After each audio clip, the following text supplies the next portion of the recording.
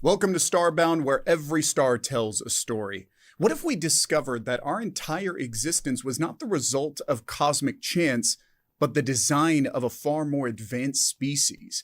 Let's get into the story. Chief Archaeologist Zara clicked her talons nervously against the ancient console. Sweat pooled on her scales as the final calculations finished running. She knew, deep in the logical core of her being, that this was impossible. Yet the data stared back at her with relentless, indisputable truth. The subsurface artifact, a massive dome buried within the planet's mantle, was alien, but in a way that sent chills through her carapace. Chief, Her assistant chirped. it matches exactly. Zara stared at the lines of code, the genetic sequencing laid bare. There, tucked deep within the genetic legacy of her own species, was another code, ancient, elegant, irrefutable. It wasn't a relic of a fallen civilization. It was a blueprint meticulously designed and engineered over a millennia, hidden beneath their very feet. They made us. She whispered, her voice barely a hiss. We aren't the apex. Not by a star cycle. We're an experiment. Word spread through the Karatakis scientific community like wildfire. The bedrock of their existence, the belief in their own self-made evolution, had been shattered. They were designed, engineered, a legacy of a species far more advanced than their own. The news ignited their society, a wave of reverence and disbelief crashing against centuries of entrenched pride. Their gods had names. They were called humans. A year turned before the skies of Belenus II were torn open by a sleek silver ship, its impossible curvature, the way it seemed to effortlessly defy gravity itself, spoke of technology centuries beyond their own.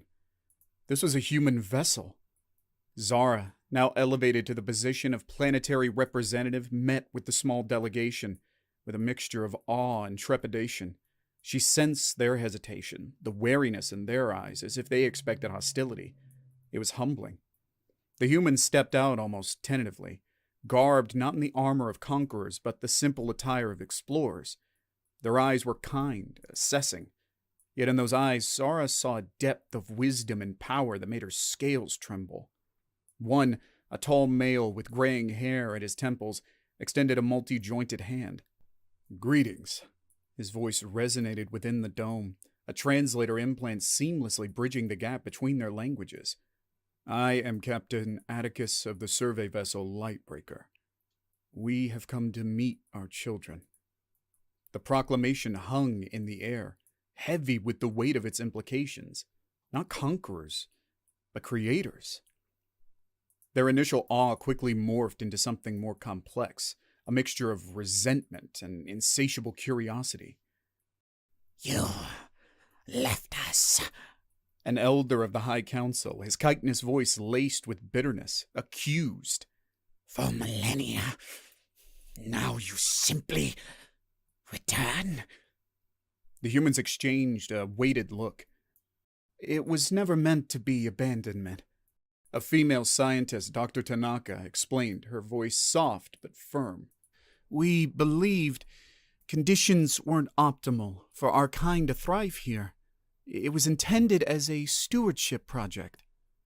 Stewardship? Another elder echoed, clicking his mandibles in a sound Zara recognized as thinly veiled anger. It sounds remarkably like we were your pets. Atticus, the ship's captain, nodded slowly. "I cannot deny the optics are poor," he admitted. "The progenitor project involved seeding multiple worlds over hundreds of years. Protocols mandated regular observation, but we've been spread thin. Interstellar travel is costly in both time and resources." Zara, ever the pragmatist, stepped forward. Let us focus on the now, she proposed, feeling the weight of the council members' eyes upon her. Intentions can be debated until the stars burn out. What matters is what we do going forward. Her voice firmed. Your arrival has shown us the scope of our own arrogance. You have the potential to elevate our species beyond anything we dared imagine. The humans seemed to relax fractionally. Dr. Tanaka smiled, the corner of her eyes crinkling slightly. We bring advancements in medicine, energy, material sciences, but perhaps even more valuable is the history of the stars. You are not alone. The galaxy is vast and filled with both wonders and dangers.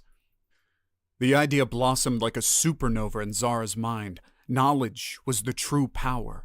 It had led them to unearthing their past, and now it would propel them forward. Yet a familiar voice rang out in discord. And what is your price for this gift? Elder Karas questioned, his antenna twitching in agitation. Your kind does not help without recompense. Do you come now as our saviors, or with some new chains? The humans held their silence for a long moment. It was Atticus who finally broke it, weariness lacing his words. We learned long ago that progress cannot be forced, he admitted. Your ancestors on Earth suffered centuries of war and strife before they reached for the stars. The choice, as it was then, is yours to make. The words hung heavy in the air, an echo of their own tumultuous history. The Karatakas had been a species on the brink of self-destruction, mired in conflict over resources and territory. It was only through a collective, near-desperate pursuit of knowledge that they rose above self-annihilation, embracing the cold, logical efficiency of science and technology. Fear simmered beneath the surface of Zara's composure. Could the sudden influx of human knowledge, coupled with the revelation of their engineered origins, spark those old divisions? And if we refuse? Counselor Karas pressed. Do you leave, allowing us to stagnate alone? Dr. Tanaka shook her head. We have learned from our mistakes. We will not withhold knowledge, nor will we force it upon you. Information is a tool, and like any tool, it is up to your people to decide how to use it. She stepped aside, gesturing towards a shimmering holographic interface. Our database contains the sum of centuries of human scientific and historical knowledge. It is yours to access should you choose. However, she held their gaze, her own eyes reflecting the endless stars. The galaxy is not a kind place. There are others out there. Some will share our desire for peace and knowledge. Others will not. If you wish to walk amongst the stars as equals, you need more than knowledge.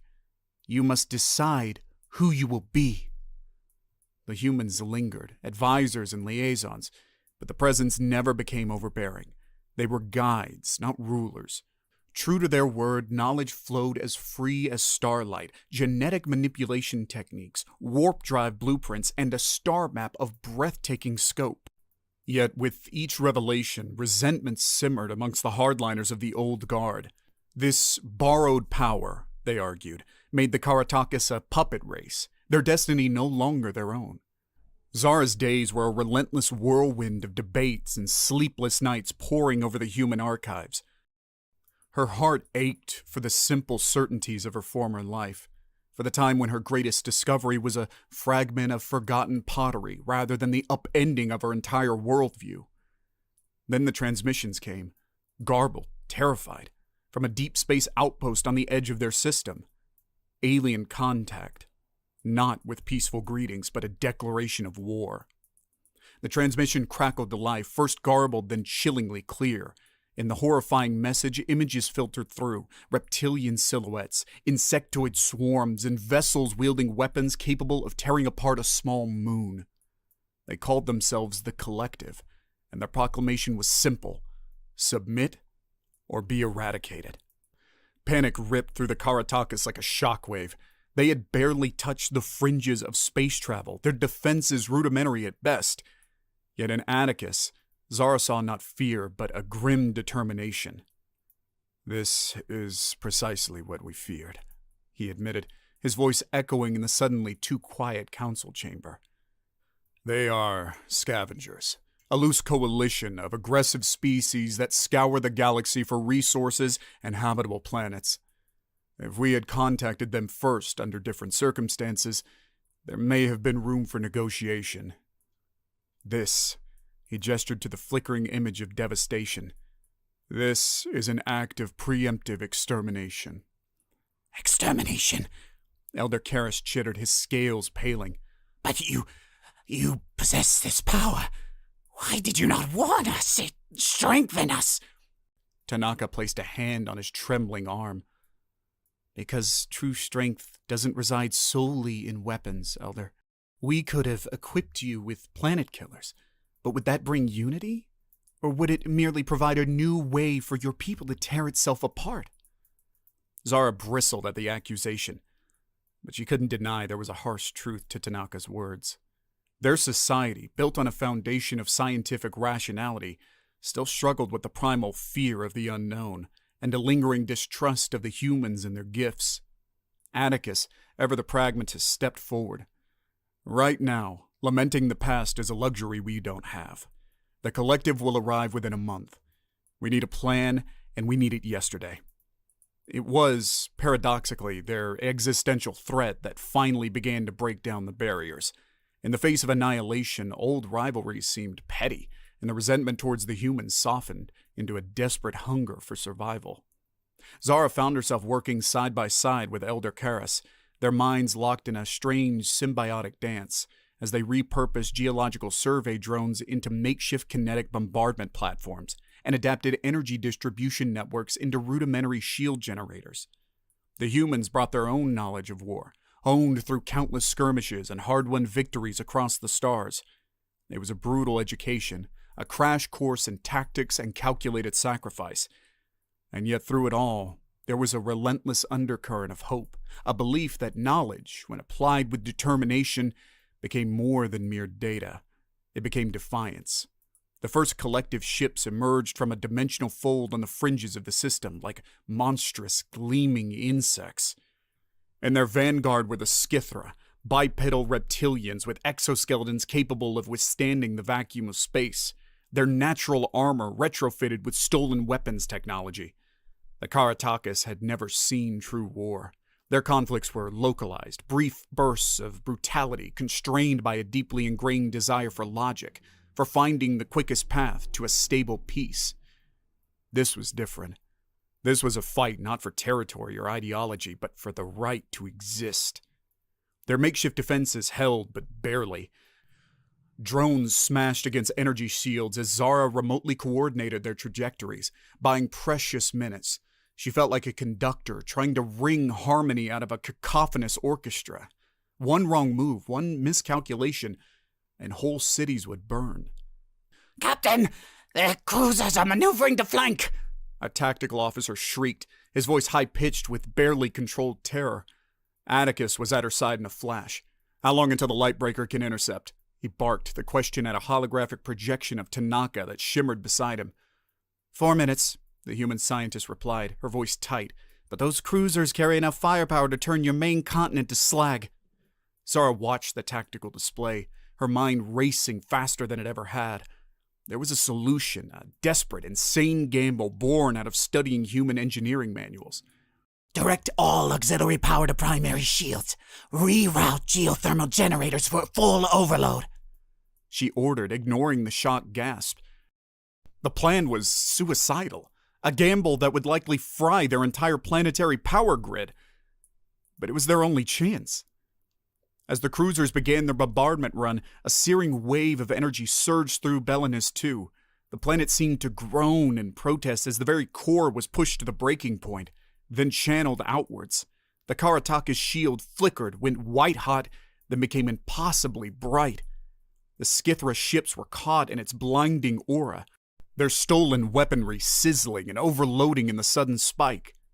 Lightbreaker arrived moments later, unleashing a symphony of precisely targeted plasma strikes.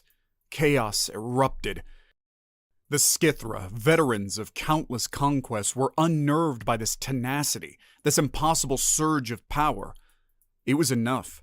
Their offensive broke, their formation turning into a panicked retreat. It was a victory, a bloody, hard-fought one. Cities were still in ruins, smoking husks on the surface of the planet, but they had lived to fight another day. The aftermath was a blur of relief, grief, and a dawning grim realization. The collective would not retreat so easily. This was just a taste of things to come. Zara stood amidst the ruins, not of buildings, but of a way of life. Her world would never be the same. Belinus, too, was now on the galactic map, a target for any roaming warlord or resource-hungry empire. Yet even in the devastation, there was a strange sense of pride. Her people had faced oblivion, and they had pushed back. They rebuilt with a unity that would have been unthinkable months before. The Elder Council, now populated with those willing to accept the changes, became known as the Star Council. Humans and Karatakis worked side by side, sharing knowledge and strategy, drawing on the strengths of both species. Atticus, a seasoned strategist, saw the potential in the Karatakis' coldly efficient minds. They were quick learners, absorbing warfare tactics with dispassionate logic. Tanaka, ever the curious scientist, was fascinated by their adaptability, the way they repurposed infrastructure into weapons platforms with a near frightening ingenuity. The humans became teachers, and the Karatakis their most promising students. It wasn't perfect. There were still those like Elder Karas who clung to their old ways, their resentment festering. But they were now the minority, their protests drowned out by the urgency of survival. And then, news arrived. A transmission, patched together from the wreckage of a collective scout vessel, carried a message that chilled Zara's blood. The Skithra were only the vanguard, the collective's enforcers. The true masters were coming, a species known as the hegemony, with a history of subjugating entire star systems into brutal obedience. This time they won't send a raiding party, Atticus warned grimly. They'll send a true invasion force. He looked at the faces of the Star Council, determination etched into their scales. But this time, they won't find a world of scientists. They'll find warriors. Time was their most precious and fleeting resource. With each heartbeat, the hegemony's arrival loomed closer, an unstoppable force casting a long shadow over their civilization. The Karatakis, once content to explore the intricacies of their own world, now turned their eyes outward. They dissected star charts, plotting routes not for peaceful expeditions, but for ambushes and surgical strikes against the collective's outposts. Their shipyards hummed with a relentless activity. Once peaceful research vessels were transformed into sleek warships, blending human engineering principles with the Karatakis' own brutal efficiency. They built vessels with armored carapaces and weapon systems that could harness the geothermal fury of the planet itself, channeling its volcanic rage into devastating energy beams. Every citizen, every scientist and engineer was now a cog in the war machine, their once tranquil society morphing into something new, sharp, and honed for survival. Elder Karas, once the loudest voice of dissent, found new purpose. Under his guidance, they studied captured Skithra physiology with chilling detachment, seeking weaknesses they could exploit.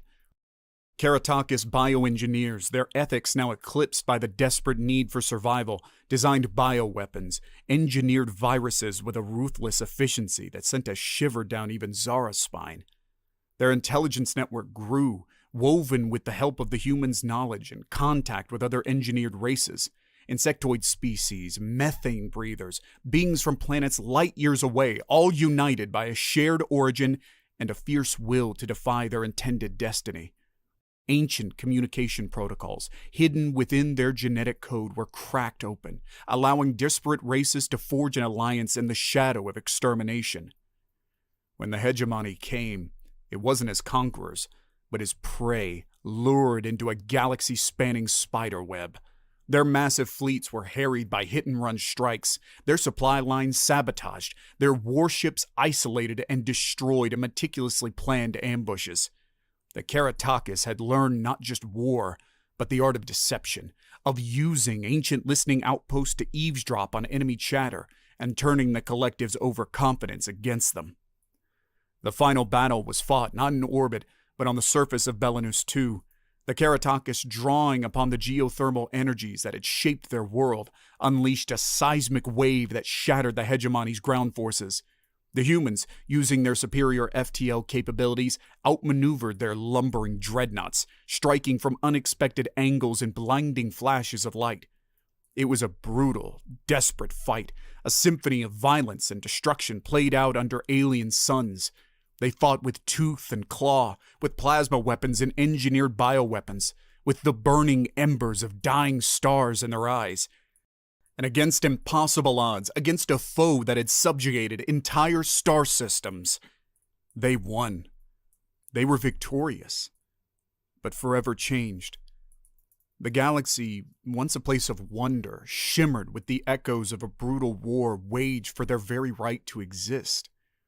The aftermath of the war with the hegemony left scars both literal and metaphorical. Belanus II was a wounded world, its surface bearing the marks of the cataclysmic battle.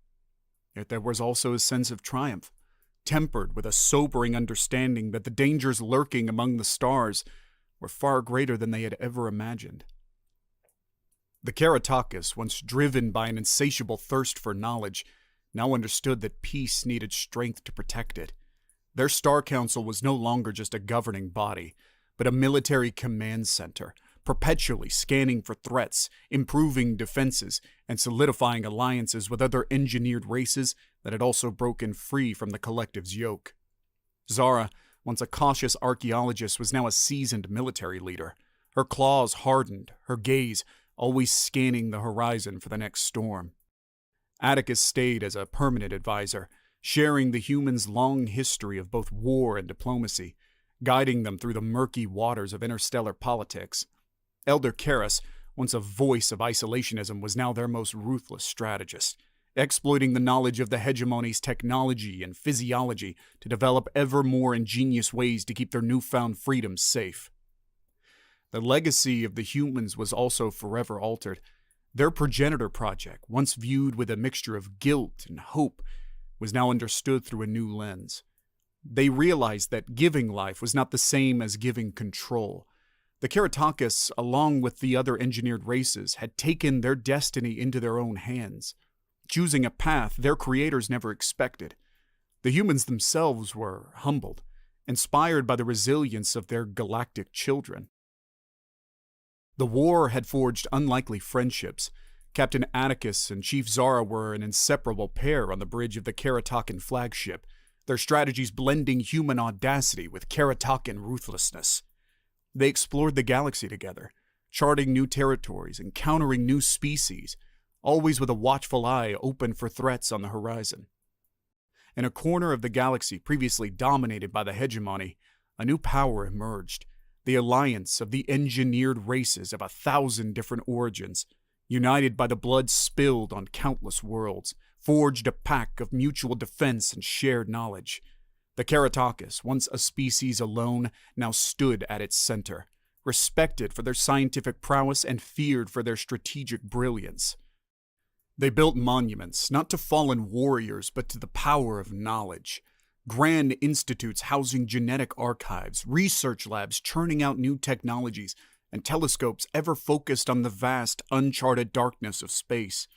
Their thirst for understanding returned, not with innocent curiosity, but a hardened determination to never be caught unprepared again. The Progenitor Project was not abandoned, but reshaped. They reached out to young races across the galaxy, not as manipulators, but as mentors. They offered knowledge, but always with it a warning. The galaxy was not a kind place, but within its brutality, there was potential for courage, for unity, for the forging of one's own destiny.